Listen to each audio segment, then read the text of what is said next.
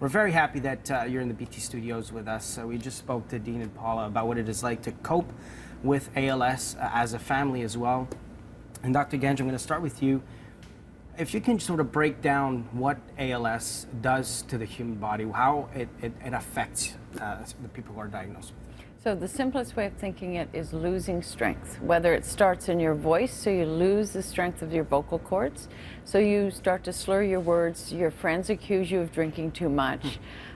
Classic stories of people saying, I'm not drunk, I'm not drunk. As we heard from Dean earlier. Dean is one of millions. I believe Tony Proudfoot told the same story. A number of public figures have had the same problem where they've had to say, I am not drunk, and then have to figure out what's going on. If it starts in a limb, if it starts in a foot or an arm, your golf game starts to go.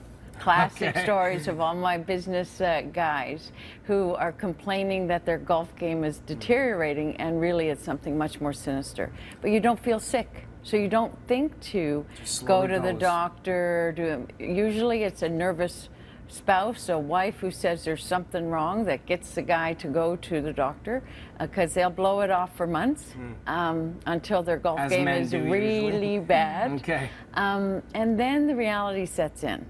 And getting people from that really sad, angry place to a place where they're living and enjoying, like the stocks are, and trying not to really worry too much about the future, because, you know, God willing, we will have something that changes the course of the disease sooner rather than later. Well, speaking of changing the course of this disease, the ALS Society is dedicated to finding funds to research. We saw some people doing the Ice Bucket Challenge. This year, let's just say that it's a little harder to get going. What do you want our viewers to know, to do, to sort of get this going again? Well, ALS is a fatal disease, so like Dr. Genge says, we need to find a treatment and a cure, and family needs care. So the funds that are raised, the awareness that is raised, helps the society to, you know, provide programs and services for families across Quebec, and of course to fund research.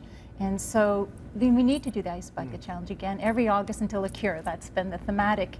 And it's a fun way to raise awareness, to share the videos, and again, to raise funds. And Quebecers are responding, not the frenzy like last year, but people are doing it, and we're very grateful. And it's not just about dumping the water. It's about giving the funds and creating that awareness as well. And Dr. Genge, I mean, the research is mandatory here. It's the most important part, right? Right. So the Ice Bucket Challenge, the money has been infused in incredible ways. There are two ways it's going: into finding better markers so we can figure out which drugs work faster.